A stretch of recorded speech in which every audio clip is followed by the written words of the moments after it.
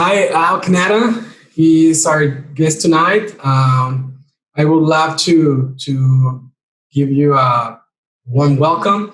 Uh, Instead of doing a kind of a serious, boring introduction of yourself, I'm just gonna drop in some facts and let the people that watches this that are pretty happy, pretty stoked that we're finally getting to talk over Zoom this time. We've had a kind of a long distance friendship because of mutual friends, and I'm very lucky to have been introduced to you.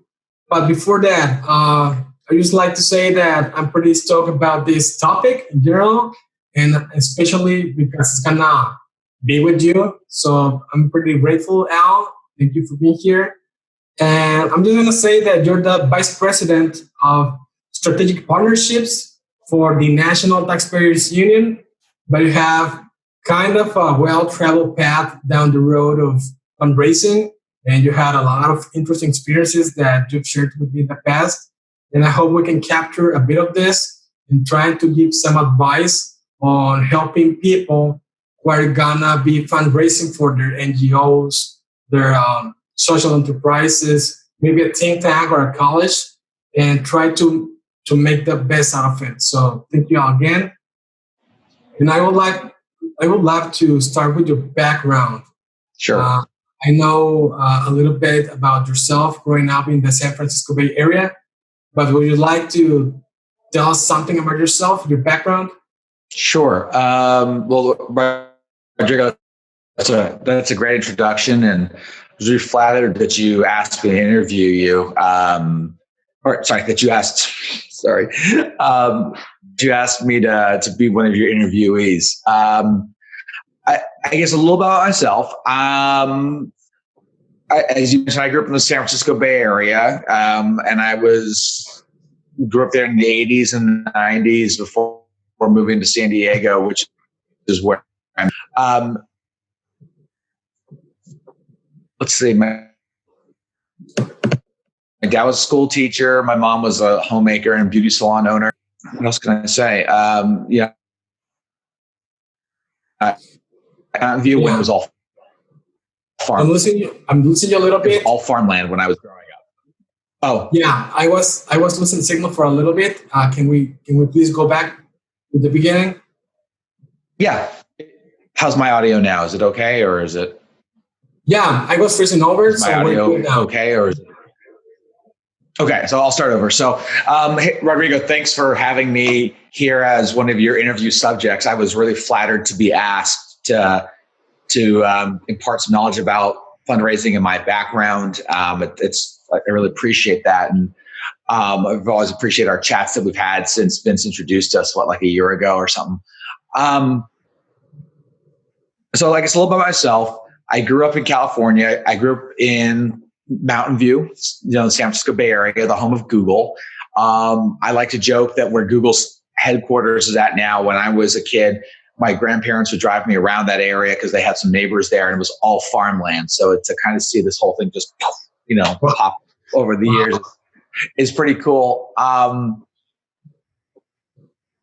Let's see, I guess my dad was a teacher in San Francisco for 40 years, and my mom, was both a homemaker and owned a beauty salon. So that was us growing up.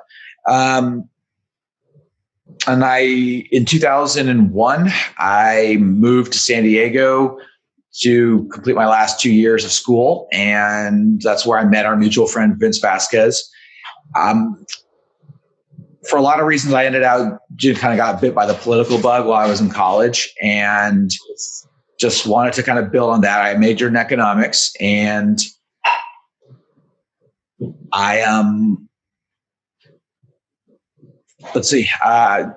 got more and more into politics and more policy than politics itself, and got an internship at the Heritage Foundation while I was still in college. And I just kind of loved the think tank sort of space a lot. And from there, my career grew. So after I was done with school, I came back to Washington, thinking I'd be here for a couple of years. And it'll be 17 years in January that I've, moved here. So I really managed to kind of get a nice career between sort of starting as an intern at Heritage and working at the Competitive Enterprise Institute, a little time at the Atlas Network, and I'm now honored to be part of the National Taxpayers Union. That's fantastic, and that's pretty amazing to me, because there's this thing about going to school in Mexico, even in the nicer schools and colleges. We don't have that close or that intense contact with think tanks in our country, because actually we have a pretty low count of per capita think tanks and NGO in our country. Compare that to the US, which has a lot of initiatives, a lot of works, or a lot of foundations that do this kind of work, and it blows my mind. It's so cool, and it's actually personally so cool to talk with people that do that for a living and do that as a way to have an impact and to make a statement and make the world a better place. And I'm so thrilled to talk to you about that. So I would love to jump a little bit into. I'm not gonna make the joke about when are you gonna pick up your Spanish lessons, but I know you speak Farsi and you have a beautiful home. Is there any other personal details that will speak to us about who Canata is? Sure. Let's see. Yeah, I speak Farsi. Needle me about the Spanish lessons. It's fine. It's like everybody in California, you do Spanish in high school, and I forgot most of it, unfortunately, which is something I, wish I'd spent more time really learning. So maybe at some point I'll go back for Spanish lessons. What else about me what defines it? I like cooking. I love doing barbecue. So I've got 2 smokers and a Weber grill on my backyard that I use throughout the year. It's a great way to have lots of people over. I think one of the things about me is I'm curious, and I love having people over. I love meeting new people. I'm sort of, I guess, an extrovert in that sense, where I really I'm very curious about people, what they do. And I think that sort of curiosity set me up well for my career in fundraising, because I just love observing. I love interacting. I love understanding where people, where they came from, where they got to, and why. So kind of similar to this interview. And I guess in a way that sort of defines me. I love building relationships for things I believe in. I like helping people. It's why, we're chatting tonight, I think, in a way. And I guess it's a little more about me when I came to Washington. I think, like most people who come into the policy space or into this town, right, they've got some dream about, being the next policy analyst, being someone running for office. And at least that first part is true, right? Like I really wanted to be some sort of policy nerd, and I ended up just getting a job in the fundraising space because I needed a job. And that's like, oh wow, I like this a lot more. I get to talk with the policy people, and more importantly, I get to interact with an external group of people in a way that I feel like I'm always helping the causes I've worked for. And equally, it's very measurable. Like I can see, where I've been and the funds I've helped raise, the programs that helped to grow from a financial standpoint. And I like to say that I kind of have maybe the most libertarian job out there, right? That I am working for private NGOs, CEI, Atlas, now NTU, and I'm trying to find private actors who are willing to give their funds, whether they're an individual, a corporation, or foundation, and match it up to advance a cause we both believe in. And in my mind, like I get to live that experience every day while spreading the ideas of free enterprise, liberty, and the like. It is really cool, and it sounds really, really amazing because it shows you're saying that you like watching people, but talking with them, partaking with others, trying to understand maybe, I don't know, maybe their ideas and motivations, what they care about, and Right. turning into something better. Not just caring about it, but doing something about it, which is pretty cool. And not many people are so lucky to actually achieve it. So I commend you on that. And I would like, before I dig deeper into the professional stuff. Sure. So I know you have an economics degree, which I don't, but I love economics and I'm pursuing a master's. I'm going to be pursuing a master's degree in the future in economics. Please let me know maybe 2 or 3 books that you have loved to read while in college that you actually didn't and discovered after college. Wow. So books that I discovered after college that I really liked, and you said books during college, or you will have liked to read during college, but you didn't have the chance, or you didn't know about them. Let's see. I guess I wish I had probably read Atlas Shrugged a bit earlier than I did. I wasn't until almost 30 before I read it. And I think reading that a little earlier would have been good. Gosh, what other books? I read all sorts of things. My collection of reading is kind of eclectic, where there's a lot of kind of random history things. A few things on economics. What else? I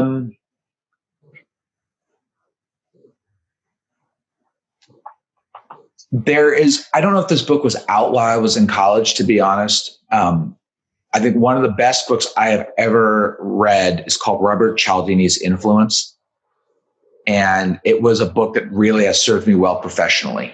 And it talks and teaches about the ways that people influence each other. The author, Robert Cialdini, intended to be used for good, of course.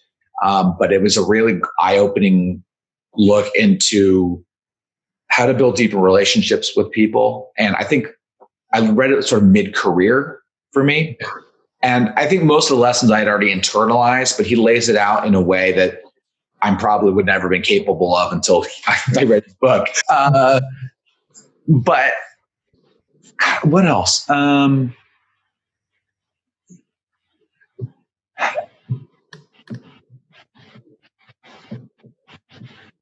I think maybe those are the couple of books I wish I'd read a little earlier in life. Probably those 2. It's a good question. It's a hard question. I haven't really thought about it. Yeah, don't worry. It was kind of a hard question. So I hadn't thought about it. Feel free to drop some names in the coming minutes. If you get an idea, just drop it and we'll talk about it. So now I would like to tell people that we had a nice chat about a couple of weeks ago, maybe. Yeah. I recall it was a Monday, and you were like, it looked so relaxed, so cool, just chilling.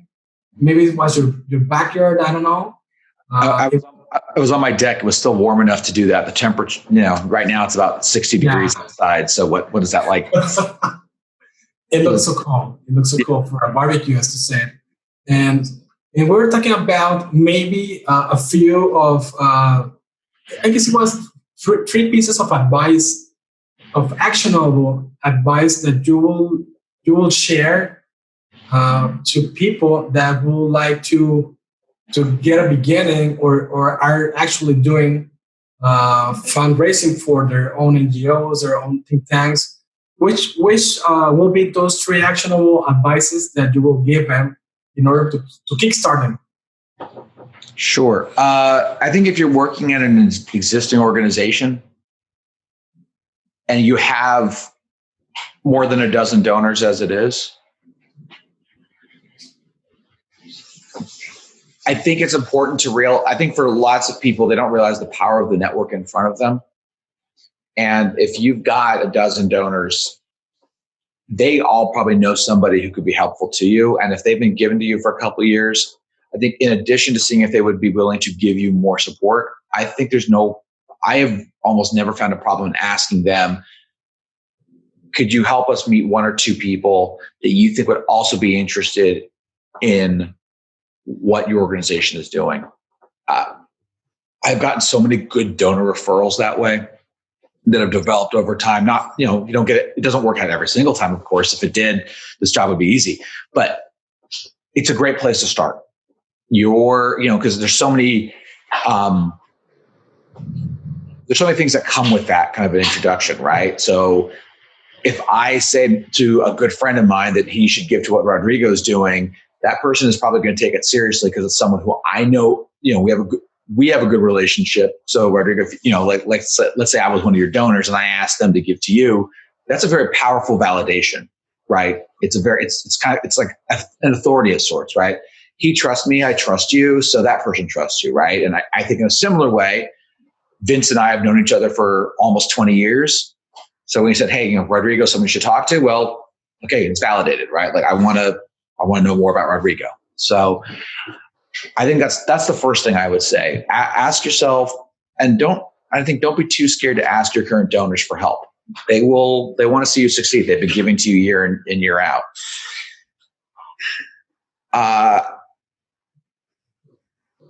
I think looking at people who are giving to other like-minded causes or pretty close to like-minded causes is a powerful source of potential prospects.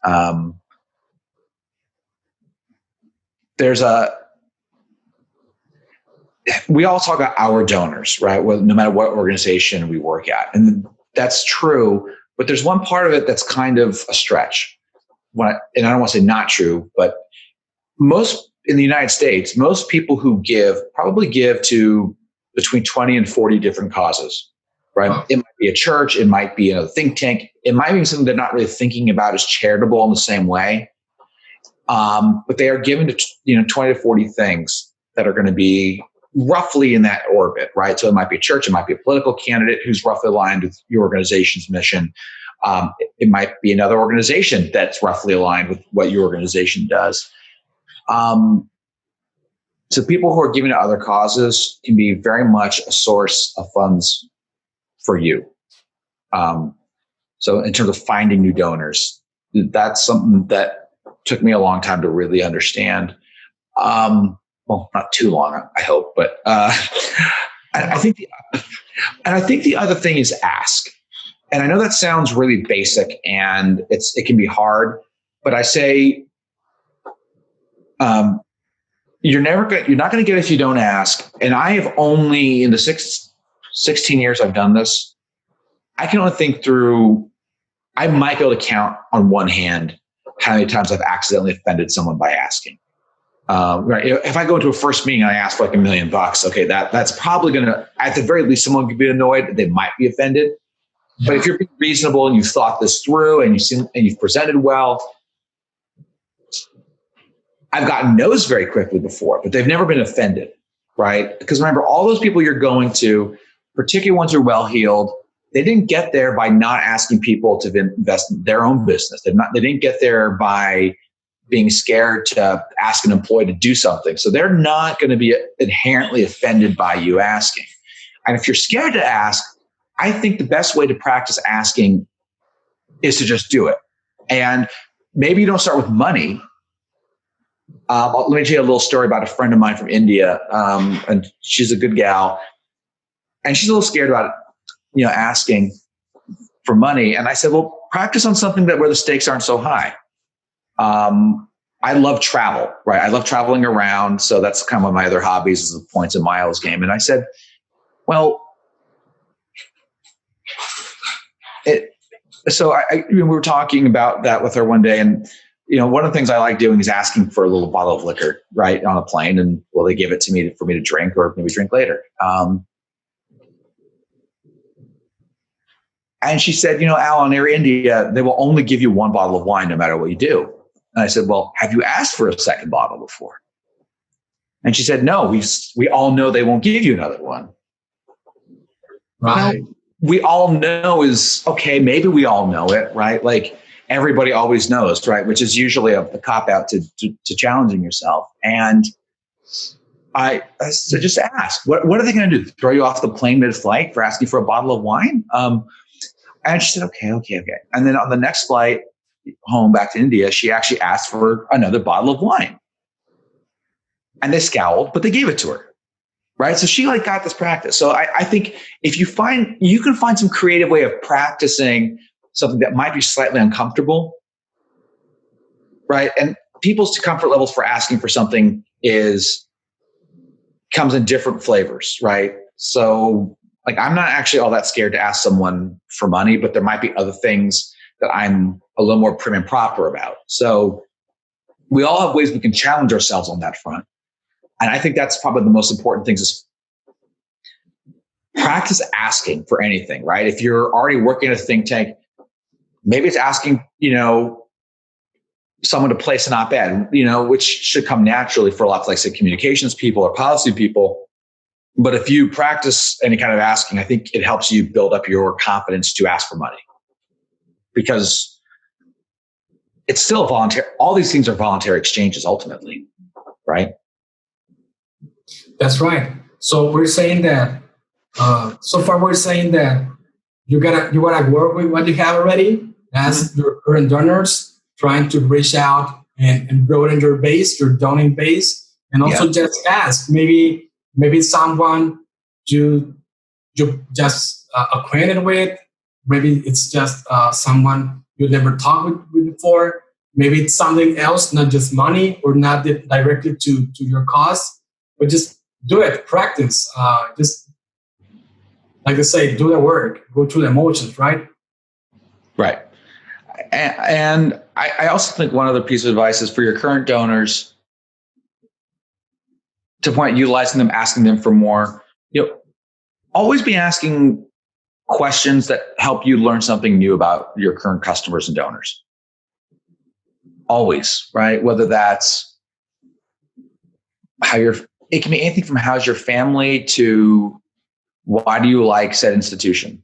Never be scared to ask, and maybe ask yourself why not instead of why. Like, why not ask this person this? Why, why not ask for more? Why not ask for something different?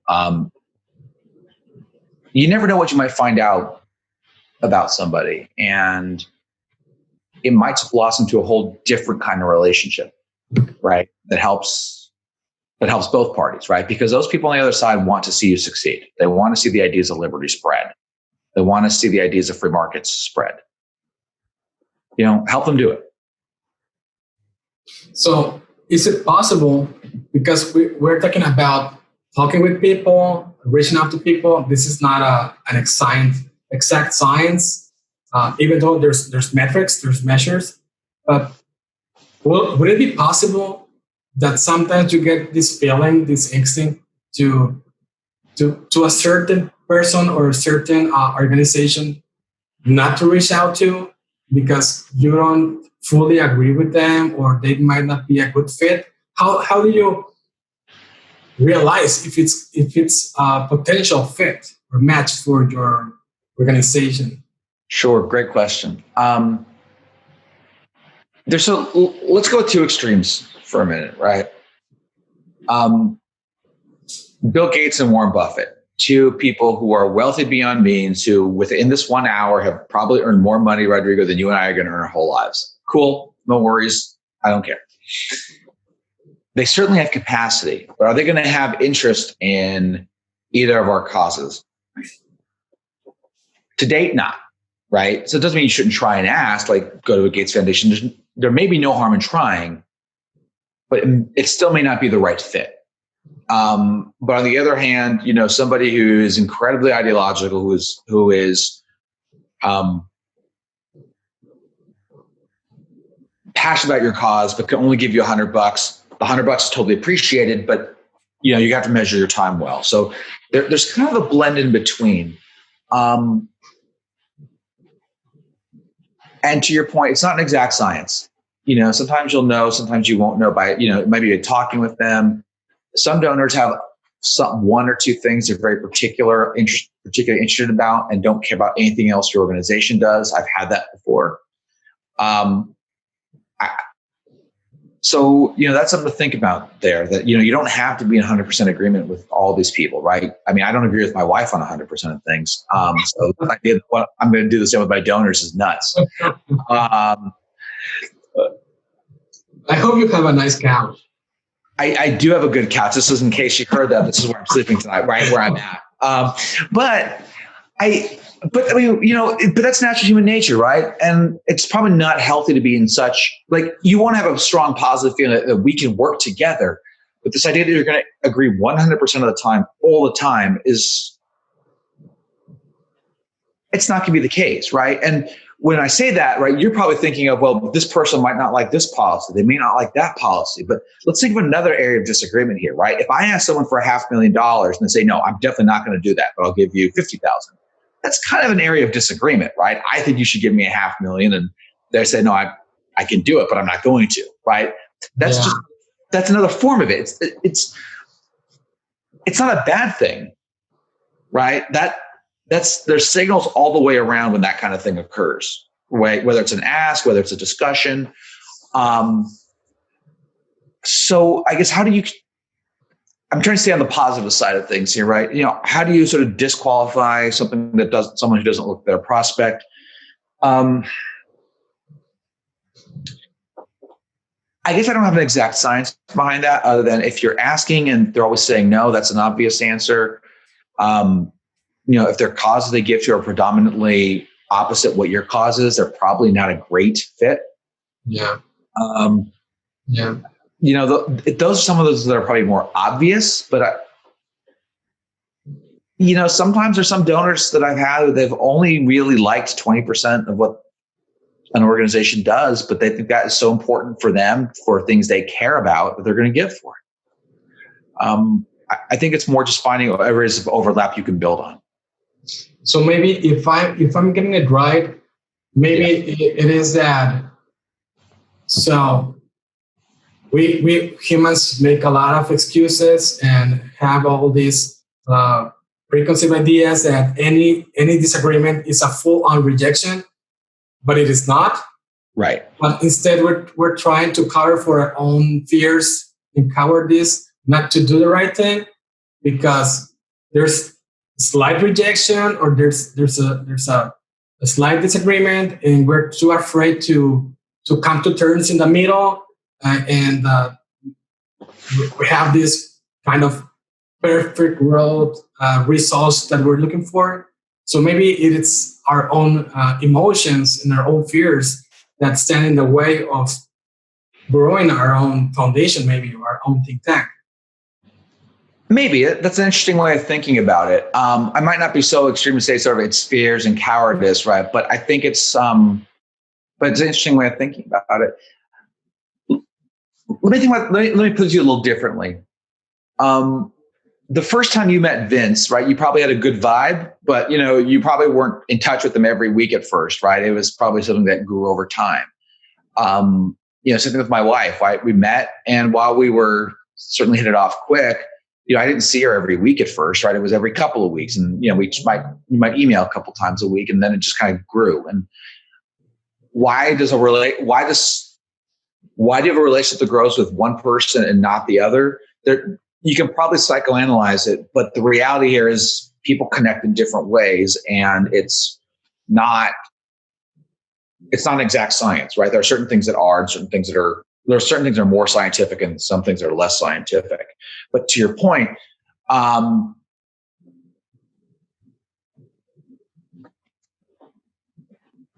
wasn't built in a day, right? Your think tank wasn't built in a day. Your foundation wasn't built in a day. And I think to have that expectation that you're going to meet a donor on day one, and by day 30, that person is giving, and they're giving some huge amount of money. I think it's probably being a little too optimistic. And I've got plenty of stories, of donors who started out as $250. And I grew that relationship over the next couple of years to the point where they were giving $35,000, down the line, right? Because I went and visited them. Their first gift was met with thanks and an in-person visit. And back and forth exchanges over time where they got more comfortable with me. I got more comfortable with them. And so I was more willing to give, to spend more time with them, and they were willing to give more to us. So I think it's about not worrying too much about it and saying, I want to build a relationship with this person. I want to get to know this person better. They've been supportive. That's fantastic. And that's actually pretty smart. Makes a lot of sense when you put it that way. And I'm happy that we're moving into that direction. Because one of the things that I wanted to ask you before our call today is in order to try to inspire us or anybody that's gonna travel down this road. Maybe people that they're gonna just be setting up their new foundation. Maybe people that don't even know about this industry or about these jobs and say, well, it sounds interesting. I like the job. Maybe I'll give it a try. What did you do at first? Maybe your first years. What did you do to learn and to improve yourself in this? That I mean, I wouldn't say that you have college courses on how to fundraise or for a think tank. So, what did you do yourself that you think stands out and had a lot of impact over time? I think a few things. One, I think some are common sense, right? Those early years in your career, always try to say yes, right? Learn something new, spend the extra hour in the office if you can. My wife and I had kind of opposite schedules. She was working retail, so she'd be working till 11 o'clock at night. And I said, well, I want to do well by my job. Don't get me wrong. I loved my job a lot. I was incredibly passionate and dedicated to it. So I didn't mind spending another extra hour or two in the office to really get something else done, get something else out the door, get another request done, get something ready for the boss for the next day. I loved it, right? I was just so into the job. So that's, I guess, just common sense.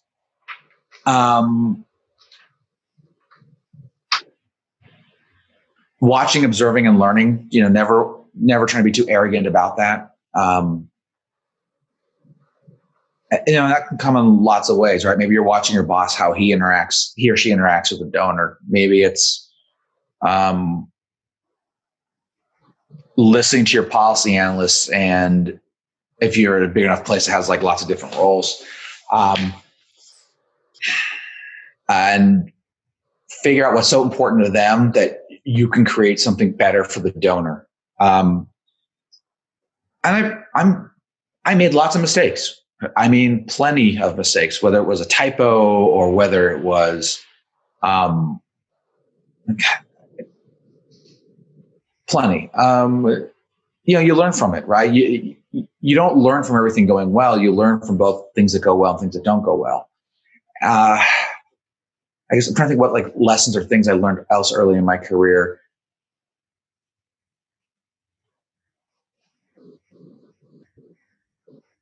I think step back and think about what's important to the donor and why they should care to give to you, right? Step back and realize like something that might seem so important to you might not be all that important to the donor, right? Which isn't to say set aside things that aren't, which isn't to say don't do those important things, but step back and ask yourself, well, is this donor really going to care about this, or are they going to care about that? And this is where you want to build a relationship, right? I think always asking that question.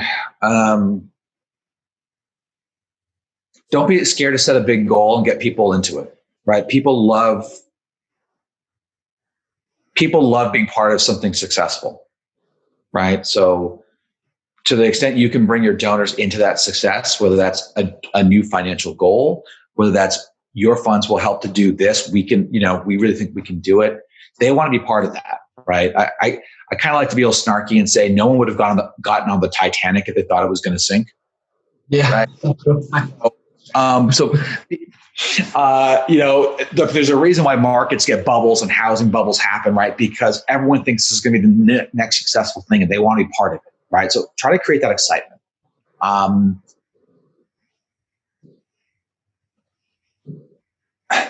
feel like I'm kind of going in every direction. You probably have another question for me. So let me stop there and let you keep peppering. No, that's fantastic, because you're the way I get it is that, in a sense, it's okay. You have to be focused. You have to know your mission and what you're doing. But in reality, don't make it about yourself. It's not about yourself. Right. So you have your goals and you have your commitments, but remember, it's not about you. It's about them.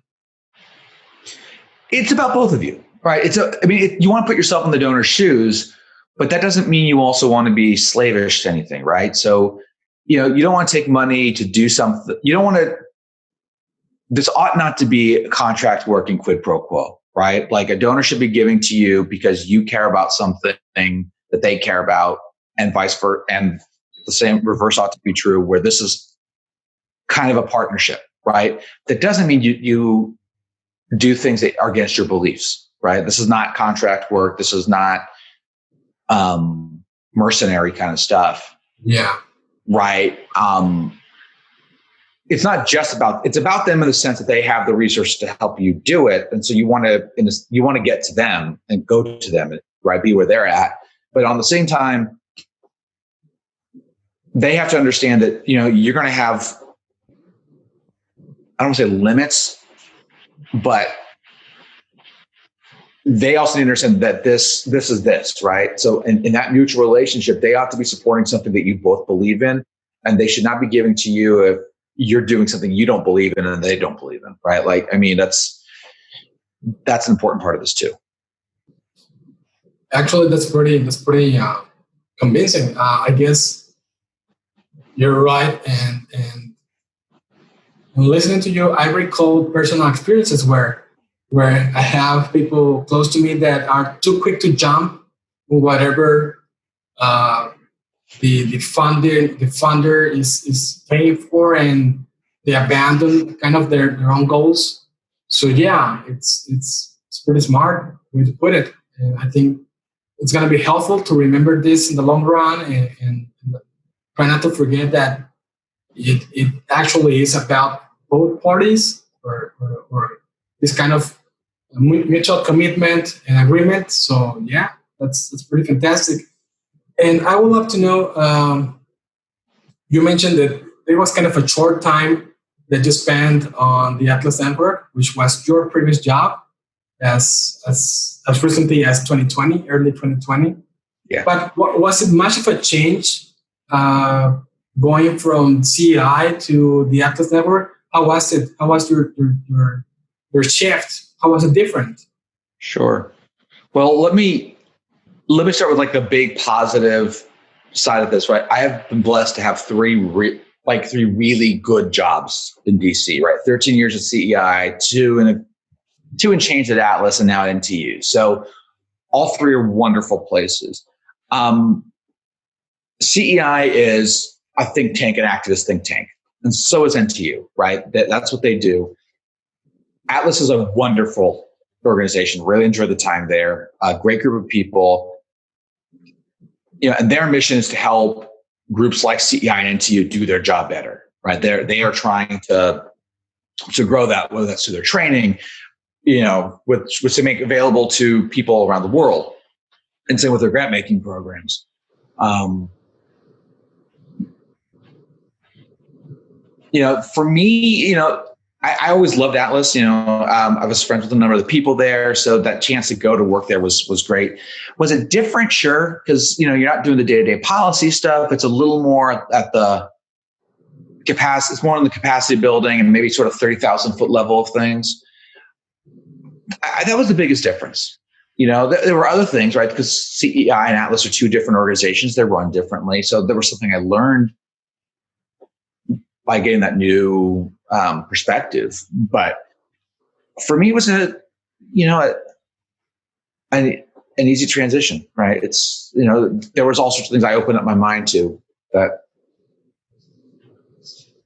were new to me, right? Which isn't to say CEI ever limited me. I was there for 13 years. If they had limited me, I would have left, a lot sooner. But, those guys are a great group of people, and I'm still friends with them. And and coming back into the policy space was natural for me. I love, I love being around that. I love seeing change occur, and it's fun to be part of it. Fantastic. So it was just pretty recently, this March of 2020, that you got a job at the National Taxpayers Union, which is the least familiar I am with. So will you please let us know about what is and what does the NTU do? Sure. So National Taxpayers Union was founded in 1969.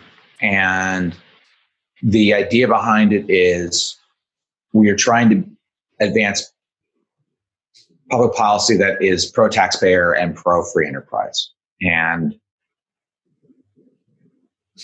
every major tax reform bill of the last 40 years, NTU has had its hand in. So, there's something that they've done to help shape it and advance it. So whether it was the Tax Cuts and Jobs Act of 2017 or any tax bill prior to that, it's something we've had a hand in. We want to see the ball move forward on policy that's good, and try to find the solutions that people can get around, in terms of the policymaker space. There's a few things we focus on. Tax is one. Free trade is a program that we've, something we've been involved in for a long, long time. 2015, our voice on Trade Promotion Authority, which helps the United States streamline its trade negotiations. Our voice was respected and helpful during that time. And, next year when that comes up again, I expect it'll be helpful then too.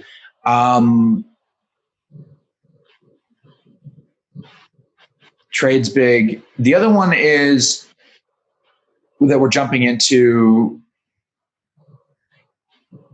a few things. One, at the states, we're seeing, in the United States, the 50 states are their own little laboratories, right, of policy. And whether it's Texas with no income tax or California with a high income tax,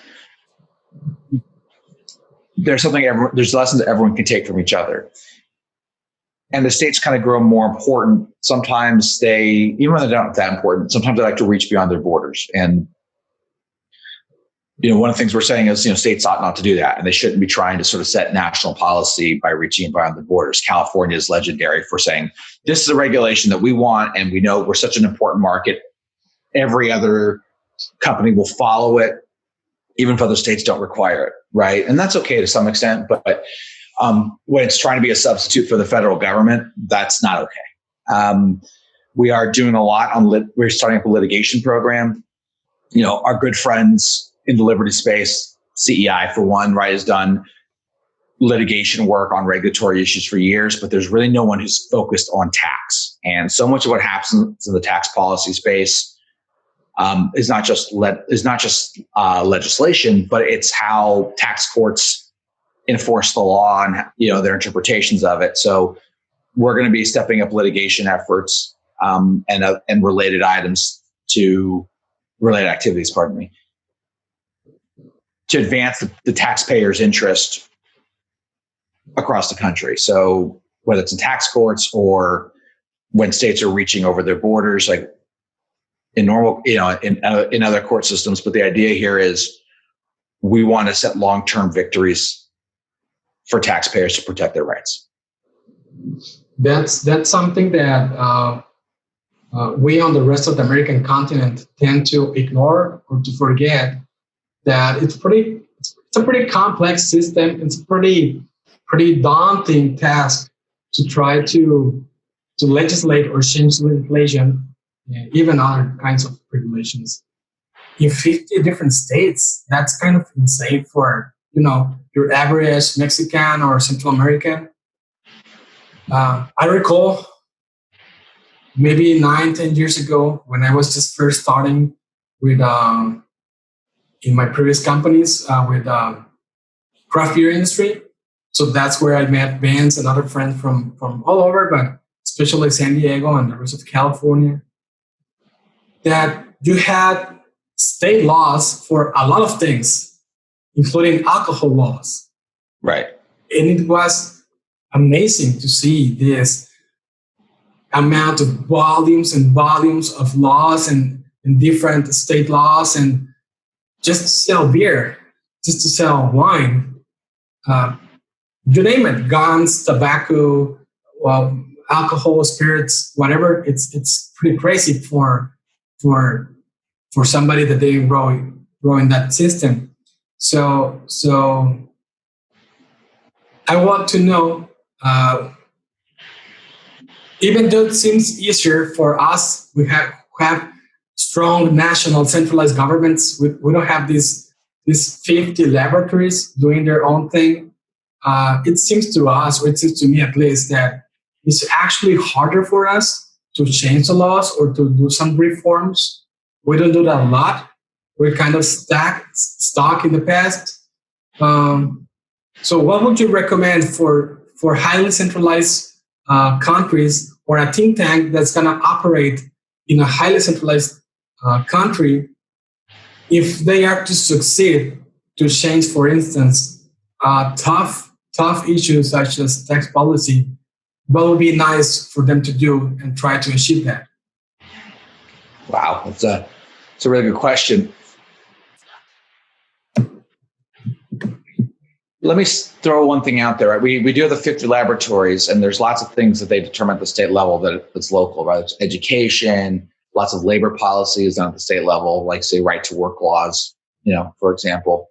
But the U.S. government is, the federal government is big now, right? It's been big for a long time, but it's still big, and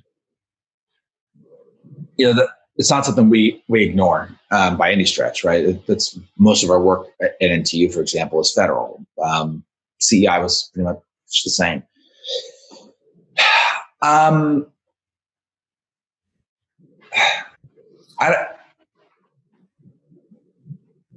guess I don't know what the right answer for you is there. It's an interesting question, something I guess I've never really thought about, even though I know most countries don't quite have the devolution down to states or Canada with its provinces, right?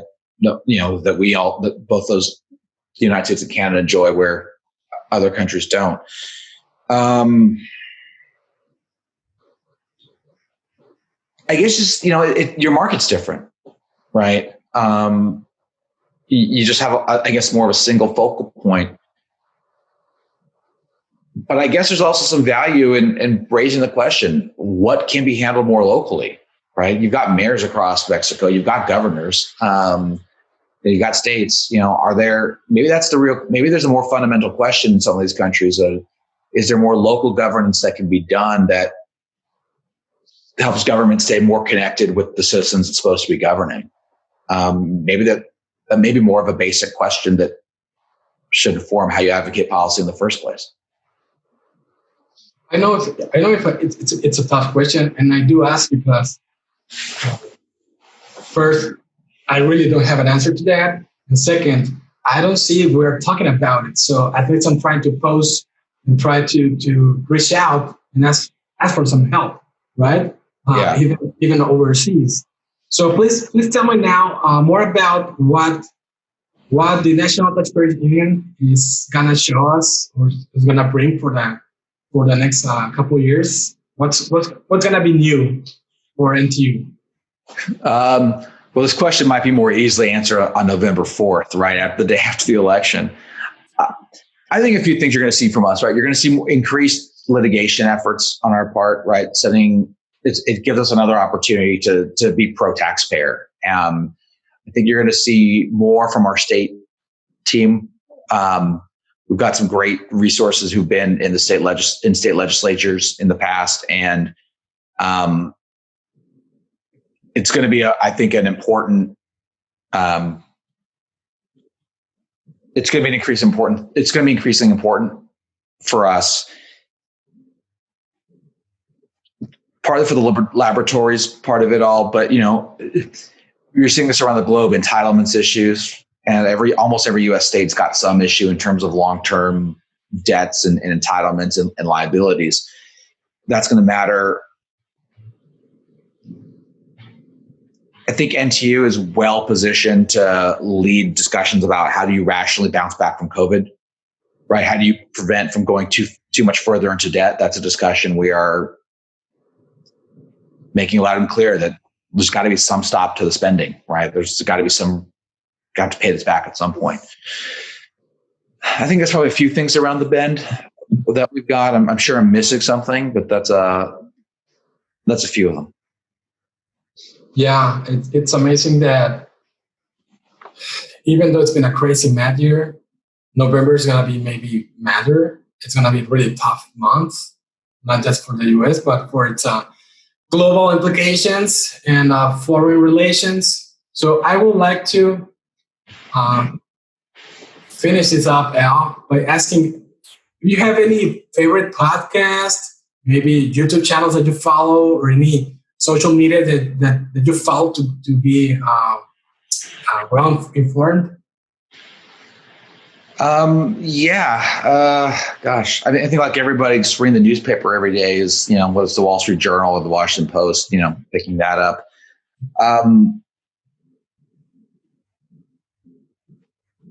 What else do I like to read? Well, of course, I think every morning everybody should go to ntu.org and take a look at what's going on in the world of tax and regulatory policy in Washington and in the States. That should be part of everyone's daily reading, to be sure. There's a show put out by The Hill. It's called Rising. It's a video show. It's they like to needle libertarians and free marketers a lot, to be sure, but there is something kind of calm and refreshing about how they talk about politics that they're more populist, I'm more libertarian, but there's some way they talk about U.S. politics that I find refreshing in some ways. And so it's been a nice thing. I listen to some podcasts in Farsi just to try to keep my practice up. That's cool. That's pretty cool. Yeah, that's not going to do you much good to hear. I love the Wall Street Journal's Opinion Watch podcast. I think that's, Bill McGurn and Kim Strassel and Kyle Peterson. They're the usual three amigos every week, and I think they've got a great look into things. So I've been trying to think of a little more dyed in the wool for us, and something that's a little different. So I think I hit all those bases. If you are looking for ways to be a better fundraiser, there are some good books out there. I think probably the most seminal book is called The Artful Journey by Bill Sturtevant. That talks about one method of fundraising called moves management, where you're sort of moving someone down a journey with you. You're moving them along a relationship. Robert Cialdini's Influence, I think, is wonderful. Predictable Revenue, which is a book about how Salesforce built its revenue pipeline, I think matters a lot. I think more fundraisers ought to read it. If for no other reason, good fundraisers should not exempt themselves from learning about good sales practices.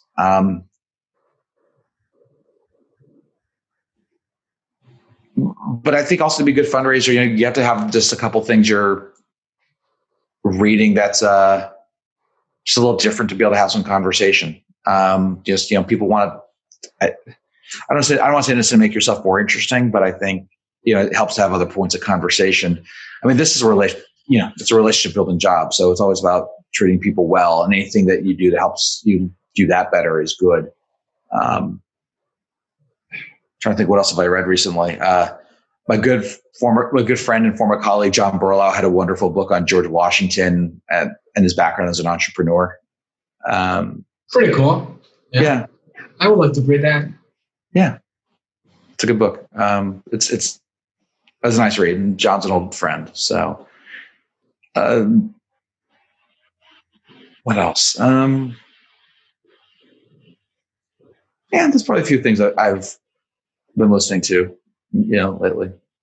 Pandemic certainly had a chance to try out new things to listen to. That's for sure. Yeah, there's a ton of content out there. It seems that you can never get enough of it. It's just so much out there, but it's pretty cool. It's what makes this age the most interesting of all, I guess. So I'm so happy I had the chance to talk to you, Al. Thanks for having I'm me. gonna let you go, and try not to sleep on the couch. Don't get yourself in trouble. I'm so happy and grateful to talk to you, and I hope we can do it another time. Sounds good. Looking forward to it. So, take care, Rodrigo. Cheers. Take care, Al. See ya. See you soon. Bye. Bye.